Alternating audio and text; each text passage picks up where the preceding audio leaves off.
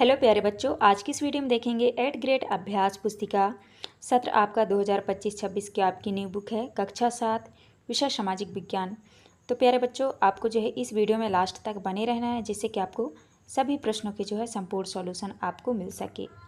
तो चलिए आज की इस वीडियो में देखेंगे हमारा अतीत के अंतर्गत आने वाला पाठ 1 से लेके पाठ 8 तक का जो है संपूर्ण सॉल्यूशन आज के एक ही वीडियो में देखेंगे। अध्याय 1 में आपका दिया है प्रारंभिक कथन, हजारों वर्षों के दौरान हुए परिवर्तनों की पड़ताल। तो पहला प्रश्न आता है आपका, ऊपर दिया चित्र सिंचाई की किस प्रौद्योगिकी का है? तो आपका जो है सही उत्तर हो जाएगा सी नंबर, रहट। तो आपको रहट लिखना है। इसके बाद नेक्स्ट क्वेश्चन आता है दूसरा में है पांडुलिपियों को किस स्थान पर रखा जाता था? तो आपका उत्तर हो जाएगा डी नंबर, अभिलेखागार में।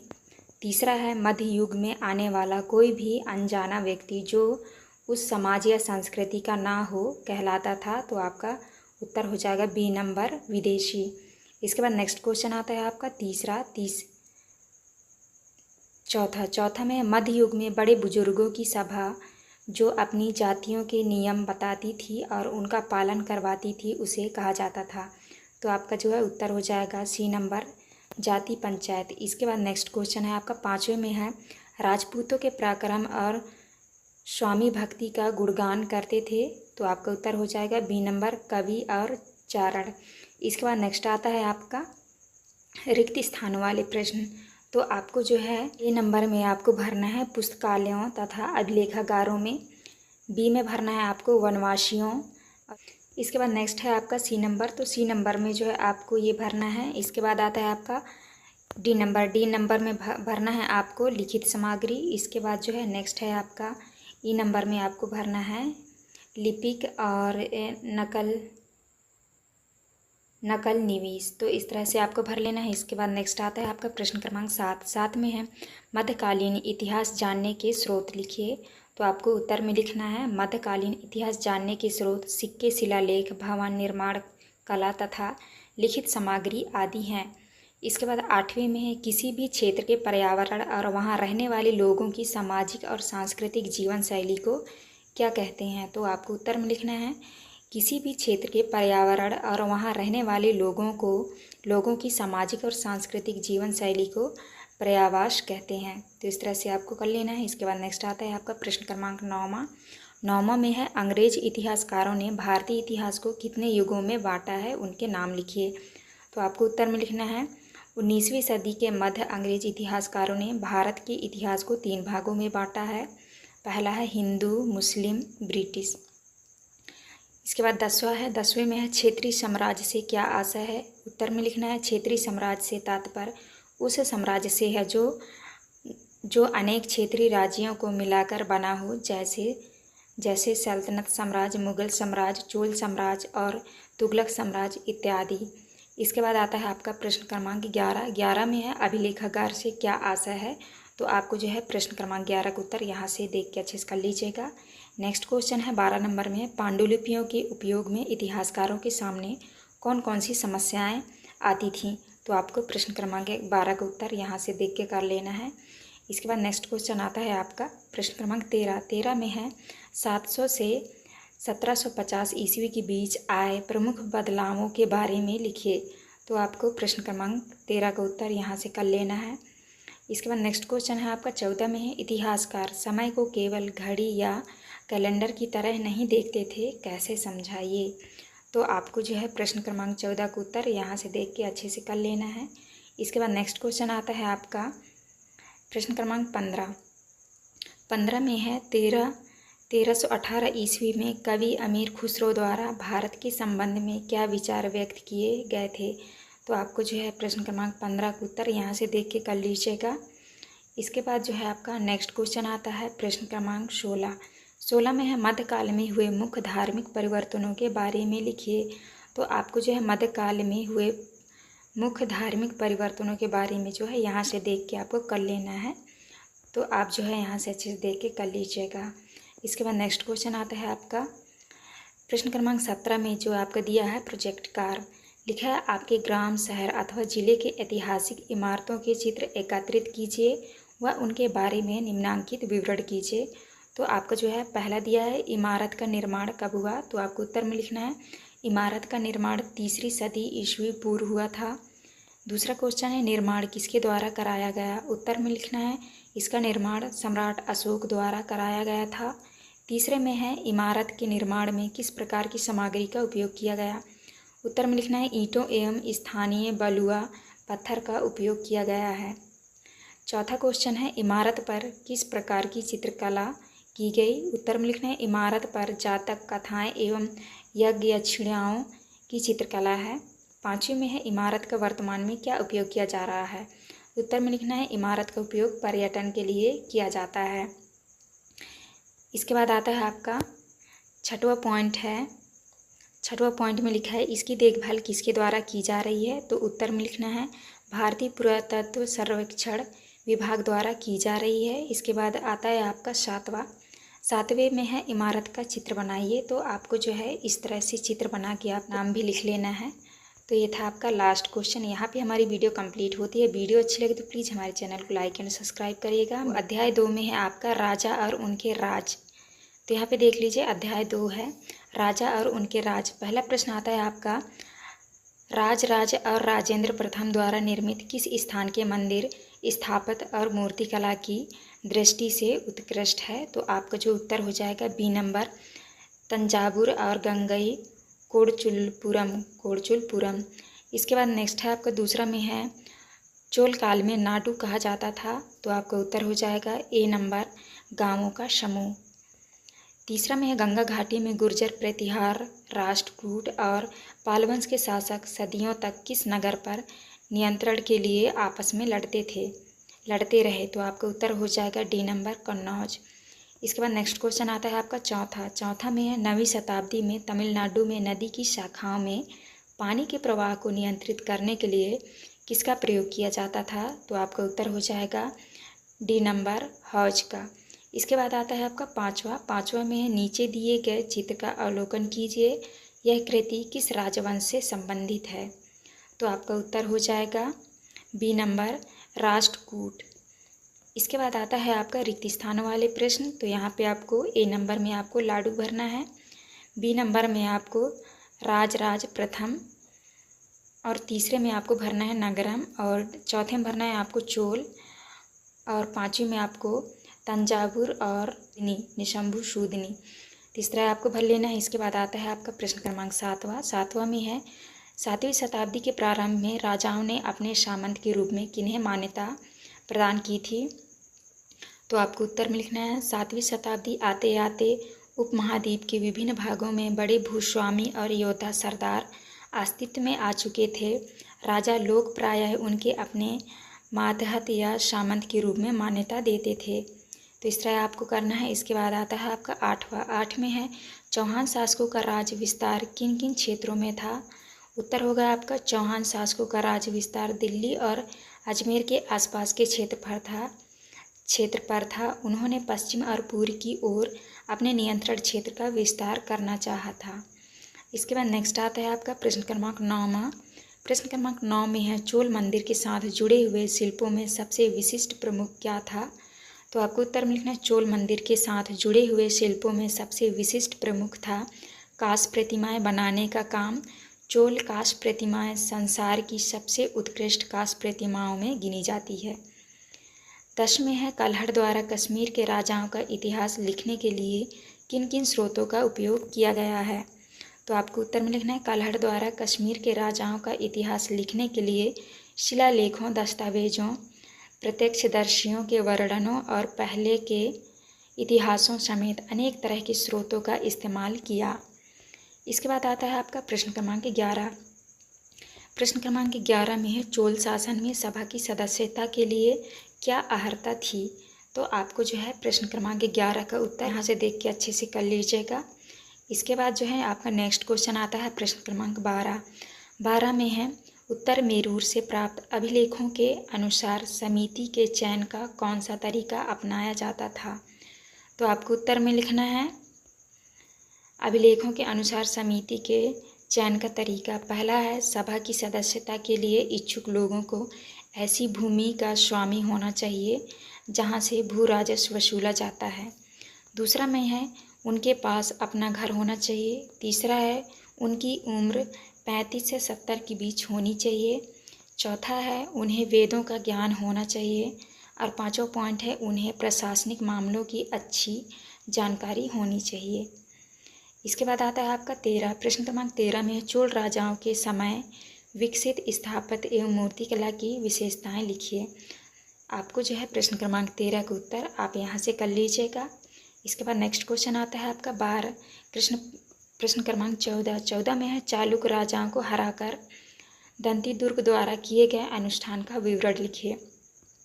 प्रश्न क्रमांक 14 का उत्तर आप यहाँ से कर लीजिएगा। इसके बाद नेक्स्ट आता है आपका 15, चोल राजाओं के समय कृषि एवं सिंचाई की क्या व्यवस्था थी। तो आपको जो है उत्तर 15 का यहाँ से देख के कर लेना है।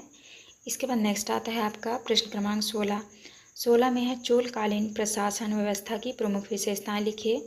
तो आपका पहला विशेषता है चोलकालीन प्रशासन व्यवस्था में किसानों की बस्तियां उर कहलाती थी। दूसरा में है गांव की बस्तियों के समूह को नाडु कहा जाता था। तीसरा पॉइंट है ग्राम परिषद और नाडु न्याय करने और कर वसूलने जैसे कई प्रशासनिक कार्य करते थे। चौथा पॉइंट है सिंचाई के कामकाज बाग बगीचों मंदिरों इत्यादि की देखरेख के लिए सभा में विभिन्न समितियां होती थीं। चौथा पॉइंट है धनी भूस्वामियों को चोल राजाओं ने सम्मान के रूप में अरियार जैसी उपाधि दी। तो इस तरह से आपको करना है। इसका आपका लास्ट क्वेश्चन। यहाँ पे हमारी वीडियो कंप्लीट होती है। वीडियो अच्छी लगे तो प्लीज़ हमारे चैनल को लाइक एंड सब्सक्राइब करिएगा। अध्याय 3 में आपका है दिल्ली 12वीं से 15वीं शताब्दी। पहला क्वेश्चन आता है आपका अलाउद्दीन खिलजी के शासनकाल में खराज नामक कर संबंधित था। तो आपका सही उत्तर हो जाएगा सी नंबर कृषि से। इसके बाद आता है आपका दूसरा प्रश्न क्रमांक दूसरा का जो है आपका सही उत्तर हो जाएगा डी नंबर लिखा है मिनहाज ई सिराज। तो आपको डी करना है। इसके बाद तीसरा आता है तीसरा का आपका सही उत्तर हो जाएगा अफ्रीका। इसके बाद नेक्स्ट क्वेश्चन है चौथा का आपका सही उत्तर हो जाएगा ए नंबर कश्मीर। इसके बाद है आपका पाँच का उत्तर हो जाएगा आपका डी नंबर मैदानी। तो इस तरह आपको करना है। इसके बाद नेक्स्ट क्वेश्चन आता है रिक्त स्थानों की पूर्ति कीजिए। रिक्त स्थानों वाले प्रश्न। तो यहाँ पे आपको भरना है दिल्ली, यहाँ पे आगरा, यहाँ पे आपको भरना है बी नंबर में राजपूत और सी नंबर में आपको भरना है देहलीवाल। इसके बाद जो है डी नंबर में आपको भरना है मुक्ति और ई नंबर वाले में आपको भरना है शेरशाह। तो इस तरह आपको भरना है। इसके बाद नेक्स्ट क्वेश्चन आता है आपका प्रश्न क्रमांक 7 में है दिल्ली के सुल्तानों के बारे में हमें जानकारी किन साधनों से प्राप्त होती है। तो यहाँ पे जो है आपको प्रश्न क्रमांक 7 का उत्तर यहाँ से देख के कर लीजिएगा। इसके बाद नेक्स्ट क्वेश्चन है 8वां में है रजिया के योग होते हुए भी उसे सुल्तान के पद से क्यों हटाया गया। तो आपको जो है प्रश्न क्रमांक 8 का उत्तर यहाँ से देख के कर लेना है। इसके बाद नेक्स्ट आता है आपका प्रश्न क्रमांक 9वां में है दिल्ली के सुल्तानों द्वारा गुलामों को क्यों खरीदा जाता था। तो आपको जो है प्रश्न क्रमांक 9 का उत्तर यहाँ से कर लीजिएगा। इसके बाद है आपका 10वां क्वेश्चन नंबर 10 में है मध्यकाल में इक़्तिदार या मुक्ति को किन तरीकों से नियंत्रित किया जाता था।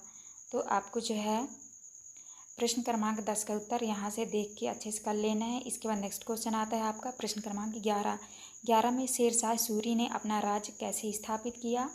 तो आपको प्रश्न क्रमांक 11 का उत्तर यहाँ से कर लेना है। आता है इसके बाद नेक्स्ट 12 में है मोहम्मद तुगलक द्वारा उच्च प्रशासनिक पदों पर की गई नियुक्तियों की बरनी द्वारा क्यों आलोचना की गई। तो आपको प्रश्न क्रमांक 12 का उत्तर यहाँ से देख के कर लेना है। इसके बाद नेक्स्ट आता है आपका प्रश्न क्रमांक 13 में है अलाउद्दीन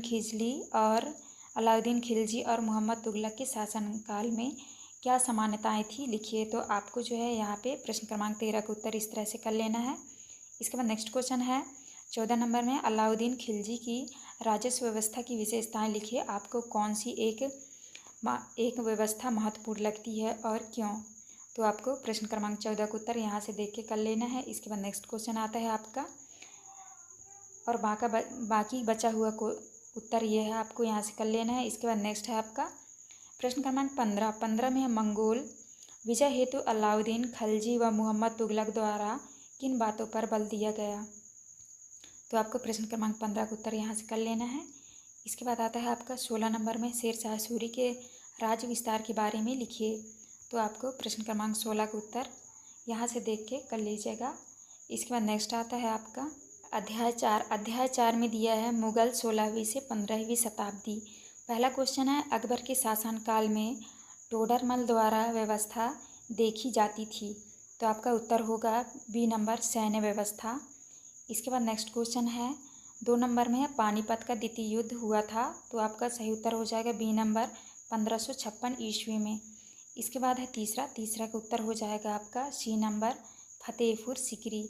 इसके बाद आता है आपका चौथा में है भारत में युद्धों में तोप और गोलाबारी के इस्तेमाल की शताब्दी में शुरू हुआ था।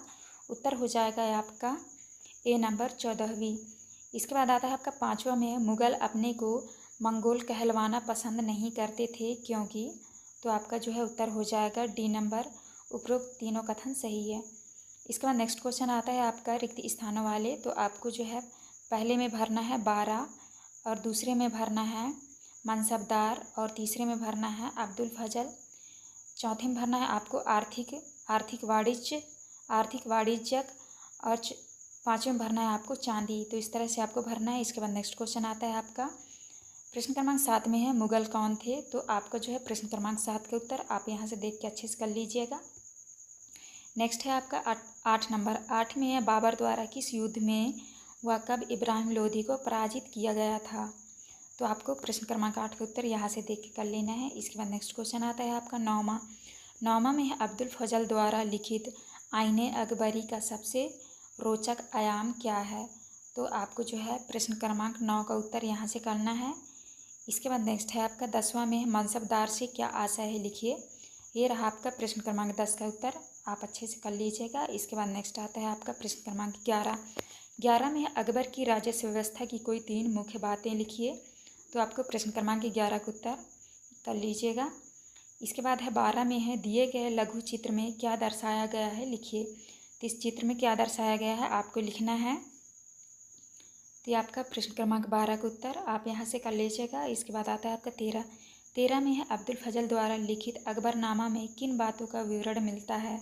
तो आपको प्रश्न क्रमांक 13 का उत्तर यहाँ से कर लेना है। इसके बाद नेक्स्ट आता है आपका प्रश्न क्रमांक 14 में है अकबर की प्रशासनिक व्यवस्था की विशेषताएं लिखिए। तो आपको जो है प्रश्न क्रमांक 14 का उत्तर यहाँ से कर लेना है आपको। इसके बाद नेक्स्ट है 15 में है जहांगीर के दरबार पर नूरजहाँ के प्रभाव का विवरण लिखिए। तो आपको प्रश्न क्रमांक 15 का उत्तर यहाँ से कर लेना है। इसके बाद नेक्स्ट आता है आपका प्रश्न क्रमांक 16 में है अकबर के धर्म संबंधी विचारों को संक्षेप में लिखिए। तो आपको प्रश्न क्रमांक 16 का उत्तर इस तरह से आपको लिख लेना है। ये था आपका लास्ट क्वेश्चन। इसके बाद नेक्स्ट आता है आपका अध्याय 5। अध्याय 5 में है जनजातियाँ, खाना बदोश और एक जगह बसे हुए समुदाय। पहला क्वेश्चन है हाथियों को पकड़ने और दूसरे राज्यों में निर्यात करने का व्यापार किस राज्य द्वारा किया गया था। तो आपका उत्तर हो जाएगा ए नंबर गढ़कटंगा। दूसरे में है स्थानांतरित कृषि की जाती है। आपका उत्तर हो जाएगा बी नंबर जगह बदल बदल कर। तीसरे में है 1565 ईस्वी में किसके नेतृत्व में मुगल सेनाओं ने गढ़कटंगा पर हमला किया था। आपका उत्तर हो जाएगा डी नंबर आसिफ खान। इसके बाद आता है आपका चौथा में गढ़कटंगा के गोंड राज्य में 70,000 गांव थे, इसका उल्लेख मिलता है। आपका उत्तर हो जाएगा बी नंबर अकबरनामा में। 5 में है अहोम लोगों ने किस फसल की खेती में नए नए प्रयोग किए। तो आपका उत्तर हो जाएगा सी नंबर चावल। इसके बाद आते हैं आपके रिक्त स्थान वाले प्रश्न। तो आपको ए नंबर में भरना है नातेदारी और बी में भरना है वाचिक परंपराओं। इसके बाद सी में आपको भरना है उत्तर पश्चिम और डी में भरना है मानसिंह, ई में भरना है डांडा।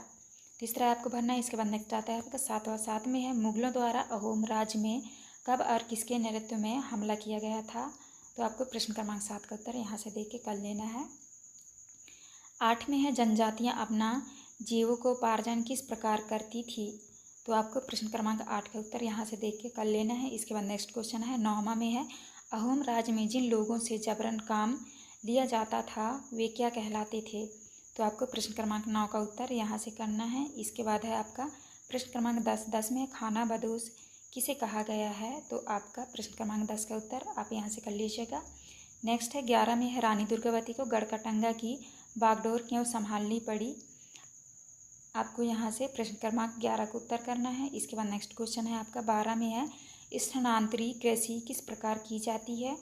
आपको प्रश्न क्रमांक 12 का उत्तर यहाँ से करना है। इसके बाद है आपका 13 में है वर्णों के भीतर छोटी छोटी जातियाँ क्यों उभरने लगीं? तो आपको प्रश्न क्रमांक 13 का उत्तर यहाँ से कर लेना है। नेक्स्ट है आपका प्रश्न क्रमांक 14 में है जहांगीर ने अपने संस्मरण में बंजारों के बारे में क्या लिखा? आपको प्रश्न क्रमांक 14 का उत्तर यहाँ से कर लेना है। नेक्स्ट है आपका 15 में है गढ़कटंगा एक समृद्धशाली राज्य क्यों था, समझाइए। तो आपको प्रश्न क्रमांक 15 का उत्तर यहाँ से करना है। इसके बाद आता है आपका प्रश्न क्रमांक 16 में है गौड़ और अहोम समुदाय की सामाजिक व्यवस्था की तुलना कीजिए। तो यहाँ से आपको प्रश्न क्रमांक 16 का उत्तर कर लेना है। इसके बाद आता है आपका प्रोजेक्ट कार में है पता करें कि आजकल गांव से शहरों तक अनाज ले जाने का काम कैसे होता है, पुराने तौर तरीके से यह किस प्रकार भिन्न या सामान्य है। तो आपको जो है प्रश्न क्रमांक 17 ये आपका प्रोजेक्ट है। प्रोजेक्ट कार का उत्तर इस तरह से आपको करना है। ये था आपका लास्ट क्वेश्चन। यहाँ पे हमारी वीडियो कंप्लीट होती है। वीडियो अच्छी लग रही प्लीज़ हमारे चैनल को लाइक एंड सब्सक्राइब करिएगा। अध्याय 6 में है ईश्वर से अनुराग। पहला प्रश्न आता है भक्ति पंथ चैतन्य किस स्थान से थे? तो आपका उत्तर हो जाएगा ए नंबर बंगाल से। दूसरा है बाबा गुरु नानक देव ने मृत्यु से पूर्व अपना उत्तराधिकारी चुना था। आपका उत्तर हो जाएगा गुरु अंगद। इसके बाद नेक्स्ट है तीसरे में खालसा पंथ की स्थापना का श्रेय है। तो आपका उत्तर हो जाएगा गुरु गोविंद सिंह।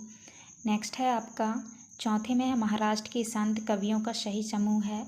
उत्तर हो जाएगा आपका ज्ञानेश्वर एकनाथ। पाँचवें में है सिखों के कौन से गुरु ने इस बात पर बल दिया कि उनके अनुयायी गृहस्थ हो और उत्पाद व उपयोगी पेशे से जुड़े हो। आपका उत्तर हो जाएगा गुरु नानक देव। इसके बाद आता है आपका रिक्त स्थान वाले प्रश्न क्रमांक 6 में जो है पहला आता है आपका नाम घर स्थापित करने की पद्धति। आपको यहाँ पे भरना है शंकर देव। दूसरा है सभी जीवधारी अच्छे तथा बुरे कर्म करते हुए जीवन मरण और पुनर्जीवन के अंत चक्रों से गुजरते हैं। तीसरा आपको भरना है। इसके बाद जो आपका नेक्स्ट आता है तीसरे में है नैनार और अलवार घुमक्कड़। तो यहाँ पे हो जाएगा साधु संत। चौथे में आपको भरना है सच्ची भक्ति और पाँचवें में आपको नरसी मेहता। इस तरह आपको भर लेना है। इसके बाद सातवें में आता है भक्ति संत जयदेव ने संस्कृत में कौन सी रचना की जिसमें विशेष राग और ताल का प्रयोग किया गया है। तो आपको उत्तर में लिखना है भक्ति संत जयदेव ने संस्कृत में गीत गोविंद की रचना की जिसमें विशेष राग और ताल का प्रयोग किया गया है। नेक्स्ट आता है आपका 8वां में है संत कबीर की प्रमुख रचनाएं कहाँ संग्रहित एवं सुरक्षित है। आपको उत्तर में लिखना है संत कबीर की प्रमुख रचनाएं गुरु ग्रंथ साहब पंचवाड़ी और बीजक में संग्रहित एवं सुरक्षित है। 9वां में है ऐसे 3 संतों के नाम लिखिए जिनका संबंध महाराष्ट्र से है। तो आपको उत्तर में लिखना है ज्ञानेश्वर, नामदेव, एकनाथ। इसके बाद आता है आपका 10वां में है संत कवियों द्वारा किन सामाजिक अंतरों का विरोध किया गया था। आपको उत्तर में लिखना है इन संत कवियों ने सभी प्रकार के कर्म कांडों, पवित्रता के ढोंगों और जन्म पर आधारित सामाजिक अंतरों का विरोध किया।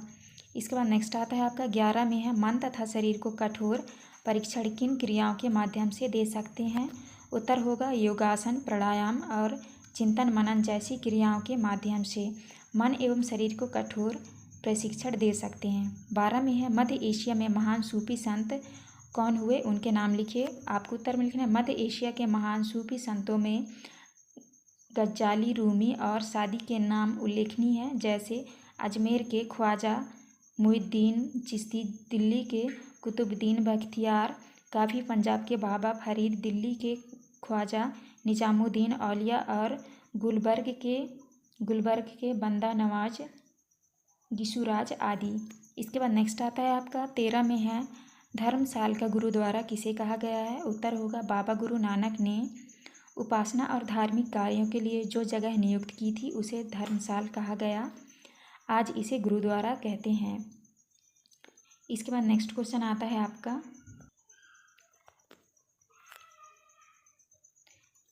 प्रश्न क्रमांक 14 में संतों और सूफियों के विचारों में भक्ति मार्ग की शुरुआत कब और कैसे हुई।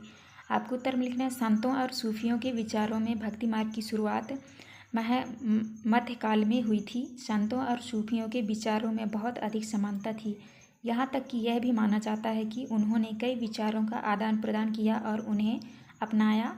संतों और सूफियों के विचारों में ईश्वर के प्रति व्यक्तिगत समर्पण पर बल दिया। इसके बाद जो आता है आपका नेक्स्ट आता है प्रश्न क्रमांक 15 में है बाबा गुरु नानक के विचारों का सिख आंदोलन पर क्या प्रभाव पड़ा। आपका उत्तर होगा बाबा गुरु नानक के विचारों का सिख आंदोलन पर गहरा प्रभाव पड़ा। उन्होंने एक ईश्वर की उपासना के महत्व पर जोर दिया। उन्होंने आग्रह किया कि जाति, धर्म अथवा लिंग भेद मुक्ति प्राप्ति के लिए कोई मायने नहीं रखते। इसके बाद नेक्स्ट आता है आपका 16 में है 13वीं सदी के बाद उत्तरी भारत में आए धार्मिक बदलाव की विशेषता लिखिए। आपको लिखना है 13वीं सदी से 17वीं शताब्दी तक महाराष्ट्र में अनेकानेक संत कवि हुए जिनके सरल मराठी भाषा में लिखे गए गीत आज भी जनमन को प्रेरित करते हैं। उन संतों में सबसे महत्वपूर्ण थे ज्ञानेश्वर, नामदेव, एकनाथ और तुकाराम तथा सुखबाई जैसी स्त्रियां तथा चोखा मेक्का का परिवार जो अप्रश्य समझी जाने वाली महार जाति का था। भक्ति की यह क्षेत्रीय परंपरा पंढरपुर में विट्ठल विष्णु का एक रूप पर और जनमन के हृदय में विराजमान व्यक्तिगत देव ईश्वर संबंधी विचारों पर केंद्रित थी। आपका लास्ट क्वेश्चन। यहाँ पे हमारी वीडियो कंप्लीट होती है। वीडियो अच्छी लगी तो प्लीज़ हमारे चैनल को लाइक एंड सब्सक्राइब करिएगा। तो आपका अध्याय 7 में है क्षेत्रीय संस्कृतियों का निर्माण। प्रश्न क्रमांक पहले में राजपूत सूरवीरों की कहानियाँ, काव्यों एवं गीतों को गाया जाता था। तो आपका उत्तर होगा सी नंबर चारण भाटो। इसके बाद नेक्स्ट है आपका 2 नंबर में निम्नलिखित में से कौन सा समूह आसमान है। तो आपका उत्तर हो जाएगा कुचिपुड़ी मणिपुर। तीसरे में है मणिप्रवालम का शाब्दिक अर्थ है, उत्तर होगा हीरा और मूंगा। इसके बाद नेक्स्ट आता है आपका प्रश्न क्रमांक 7 में है राजपूत शासक पृथ्वीराज ने किस प्रकार के सूरवीरों को अपने हृदय में संजोए रखा। तो आपको उत्तर में लिखना है बहादुरी से लड़कर मृत्यु का वरण करने वाले। 5वें में है रसमंजरी रचना है। तो आपका उत्तर हो जाएगा सी नंबर भानुदत्त। इसके बाद जो है आपका नेक्स्ट आता है रिक्त स्थानों वाले प्रश्न। तो पहले नंबर में जो है आपको भरना है यहाँ पे कुचिपुड़ी, दूसरे में भरना है राज दरबार। इसके बाद नेक्स्ट आता है आपका सी नंबर में भरना है आपको लघु चित्र, डी में भरना है आपको वनवासी और ई में भरना है आपको कथाकार। इस तरह आपको भरना है। इसके बाद नेक्स्ट आता है आपका प्रश्न क्रमांक 7 में है प्रस्तुत तालपत्र पांडुलिपि का चित्र किस राज्य से लिया गया है। इसमें किन देवी देवता की मूर्ति को प्रदर्शित किया है। तो आपको उत्तर में लिखना है प्रस्तुत तालपत्र पांडुलिपि का चित्र उड़ीसा राज्य से लिया गया है। इनमें बालभद्र, सुभद्रा और जगन्नाथ देवी देवता की मूर्ति को प्रदर्शित किया है। 8वें में है महोदयपुरम का चेर राज्य कहाँ स्थित है तथा इसकी स्थापना किस शताब्दी में की गई थी। उत्तर में है महोदयपुरम का चेर राज्य प्रायद्वीप के दक्षिण पश्चिमी भाग में जो आज के केरल राज्य का एक हिस्सा है 9वीं शताब्दी में स्थापित किया गया। इसके बाद 9वां में है कथक नृत्य किस नवाब के संरक्षण में आकर कला के रूप में उभरा तथा किन किन क्षेत्रों में संस्थापित हुआ। उत्तर में लिखना कथक नृत्य अंतिम नवाब वाजिद अली शाह के संरक्षण में यह एक प्रमुख कला के रूप में उभरा तथा पंजाब, हरियाणा, जम्मू कश्मीर, बिहार तथा मध्य प्रदेश आदि क्षेत्रों में संस्थापित हुआ। 10 में है क्षेत्रीय संस्कृति से क्या आशय है। उत्तर में लिखना है भिन्न भिन्न क्षेत्रों के विभाजक सीमाओं के बनने में समय की भूमिका रही है जिन्हें हम आज क्षेत्रीय संस्कृतियाँ समझते हैं। वह समय के साथ साथ बदलती है। ये क्षेत्रीय संस्कृतियाँ जटिल प्रक्रिया से विकसित हुई हैं। इस प्रक्रिया के तहत स्थानीय परंपराओं और उपमहाद्वीपों के अन्य भागों के विचारों के आदान प्रदान ने एक दूसरे को संपन्न बनाया है। इसके बाद नेक्स्ट आता है आपका 11 में है मुगल बादशाह के कुशल चित्रकार किस प्रकार के चित्रों को चित्रित करते थे। आपको उत्तर में लिखना है मुगल बादशाह अकबर, जहांगीर और शाहजहां ने अत्यंत कुशल चित्रकारों को संरक्षण प्रदान किया था जो प्राथमिक रूप से इतिहास और काव्यों की पांडुलिपियाँ चित्रित करते थे। ये पांडुलिपियाँ आमतौर पर चटक रंगों से चित्रित की जाती थी। इसके बाद 12 में है लघु चित्र किसे कहते हैं, उनकी विशेषताएं लिखिए। आपको उत्तर में लिखना है लघु चित्र छोटे आकार के चित्र होते हैं जिन्हें आमतौर पर जल रंगों से कपड़े या कागज पर चित्रित किया जाता है। प्राचीनतम लघु चित्र तालपत्रों अथवा लकड़ी की तख्तियों पर चित्रित किए गए थे। इसके बाद आता है आपका 13 में है नाथ साहित्य में किसे शामिल किया गया है। उत्तर होगा नाथ साहित्य में मैनामती और गोपी चंद्र के गीत, धर्म ठाकुर की पूजा से संबंधित कहानियाँ और पथिकाएँ, लोक कथाएँ और गाथाएँ शामिल है। 14 में है राजपूत कालीन कहानियों का चित्रण किस प्रकार का होता था। आपको उत्तर लिखना है। राजपूत कालीन कहानियों में अक्सर नाटकीय स्थानियों और स्वामी भक्ति, मित्रता, प्रेम, सूर, क्रोध आदि प्रबल संवेगों का चित्रण होता था। नेक्स्ट है आपका 15 में है बंगाल के प्रारंभिक साहित्य की 2 श्रेणियाँ कौन सी हैं, उनका वर्णन कीजिए। उत्तर में लिखना बंगाल के प्रारंभिक साहित्य को 2 श्रेणियों में बांटा जा सकता है। एक श्रेणी संस्कृति की श्रेणी है और दूसरी उससे स्वतंत्र।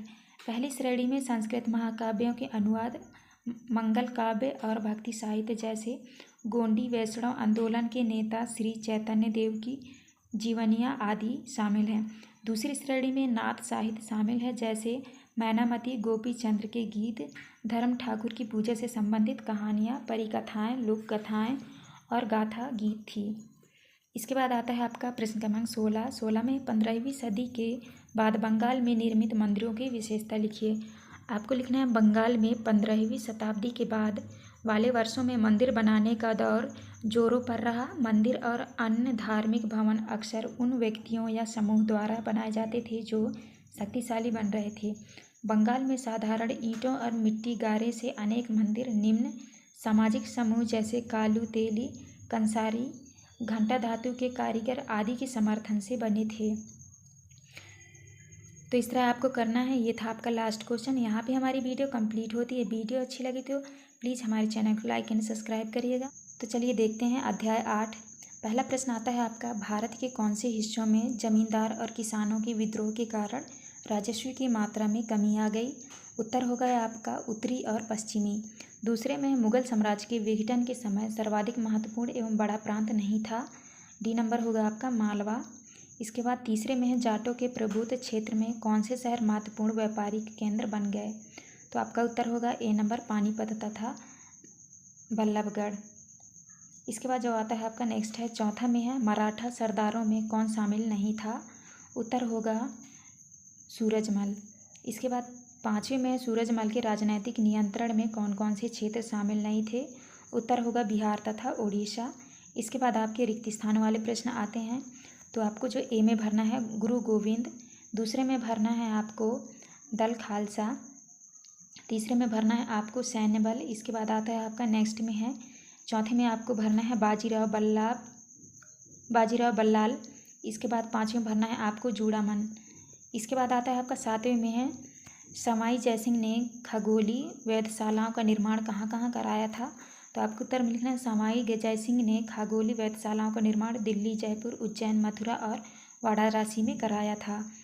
आठवां में है विंध्य राज्य के विस्तार का श्रेय किसे प्राप्त है, वे किन क्षेत्रों के खिलाफ सैन्य अभियानों के लिए जाने जाते थे। उत्तर में लिखना है विंध्य राज्य के विस्तार का श्रेय बाजीराव प्रथम को प्राप्त है, वे मालवा, बुंदेलखंड, गुजरात और पुर्तगालियों के खिलाफ सैन्य अभियानों के लिए जाने जाते हैं। नौवां में है सिखों द्वारा स्थापित राखी व्यवस्था किससे संबंधित थी। उत्तर लिखना है सिखों द्वारा स्थापित राखी व्यवस्था सिखों की आर्थिक स्थिति सुधारने में संबंधित व्यवस्था थी। इस व्यवस्था के अंतर्गत किसानों से उनकी उपज का 20% कर के रूप में लेकर बदले में उन्हें संरक्षण प्रदान किया जाता था। 10वां में है 1737 ईस्वी के बाद मराठों का प्रभुत्व किन किन क्षेत्रों में फैला था। उत्तर में लिखना है 1737 ईस्वी के बाद मराठों का प्रभुत्व उत्तर में राजस्थान और पंजाब, पूर्व में बंगाल और उड़ीसा तथा दक्षिण में कर्नाटक और तमिल एवं तेलुगु क्षेत्रों तक फैला था। 11 में है जाट राज्य के प्रमुख व्यापारिक केंद्र कौन से थे। उत्तर में लिखना है जाट समृद्ध कृषक थे और अनेक प्रभुत्व क्षेत्र में पानीपत तथा बल्लभगढ़ जैसे शहर महत्वपूर्ण व्यापारिक केंद्र बन गए। जाटों की शक्ति सूरजमल के समय पराकाष्ठा पर पहुंची एवं सूरजमल के राज्य में भरतपुर शक्तिशाली राज्य के रूप में उभरा। 12 नंबर में है मराठा प्रशासन व्यवस्था का वर्णन कीजिए। आपको उत्तर में लिखना है अंतहीन सैन्य अभियानों के साथ साथ मराठों ने एक प्रभावी प्रशासन व्यवस्था तैयार की। जब किसी इलाके पर एक बार विजय अभियान पूरा हो जाता था और मराठों का शासन सुरक्षित हो जाता था, तो वहाँ स्थानीय परिस्थितियों का ध्यान में रखते हुए धीरे धीरे भू राजस्व की मांग की गई। कृषि को प्रोत्साहित किया गया और व्यापार को पुनर्जीवित किया गया। 13 में सूबेदार के रूप में सदात खान द्वारा अवध में क्या कार्य किए गए थे? उत्तर में लिखना है शहादत खान ने अवध क्षेत्र में मुगल प्रभाव को कम करने की कोशिशों के चलते मुगलों द्वारा नियुक्त जागीरदारों की संख्या में कटौती कर दी। उसने जागीरों के आकार में भी कटौती की और रिक्त स्थानों पर अपने निष्ठावान सेवकों को नियुक्त किया। धोखाधड़ी को रोकने के लिए जागीर अधिकारियों के खातों व लेखों की जांच की गई। 14 में है दल खालसा किसे कहते थे? वे किस प्रकार कार्य करते थे? उत्तर में लिखना है 18वीं शताब्दी में कई योग्य नेताओं ने नृत्य में सिखों ने अपने आप को पहले जत्थों में और बाद में मिसलों में संगठित किया। इन जत्थों और मिसलों की संयुक्त सेनाएं दल खालसा कहलाती थी। 15 में उन परिस्थितियों को लिखिए जिनके कारण मुगल साम्राज्य कमज़ोर होता गया। उत्तर में लिखना है औरंगजेब के उत्तराधिकारियों के शासनकाल में साम्राज्य के प्रशासन की कार्यकुशलता समाप्त होने लगी और मनसबदारों की शक्तिशाली वर्गों को वश में रखना केंद्रीय सत्ता के लिए कठिन हो गया। इस प्रकार मुगल साम्राज्य कमज़ोर होता गया। 16 में है मुगलों के विरुद्ध मराठों की सफलता के क्या कारण थे? उत्तर में लिखना है मराठों की सफलता का रहस्य यह था कि वे मुगलों के किलाबंद इलाकों से टक्कर ना लेते हुए उनके पास चुपचाप मिलकर शहरों कस्बों पर हमला बोलते थे और मुगल सेना से ऐसे मैदानी इलाकों में मुठभेड़ लेते थे जहां रसद पाने और कुमुक आने के रास्ते आसानी से रोके जा सकते थे। 17 में है चौथे व सरदेशमुखी से क्या आशय था? उत्तर में लिखना है चौथे जमींदारों द्वारा वसूले जाने वाले भू राजस्व का 25% भाग है। दक्कन में इनको मराठा वसूलते थे। सरदेशमुखी दक्कन में मुख्य राजस्व संग्रहकर्ता को दिए जाने वाले भू राजस्व का 9 से 10% हिस्सा था। आपका लास्ट क्वेश्चन। यहाँ पे हमारी वीडियो कंप्लीट होती है। वीडियो अच्छी लगे तो प्लीज़ हमारे चैनल को लाइक एंड सब्सक्राइब करिएगा। मिलते हैं अब नेक्स्ट वीडियो।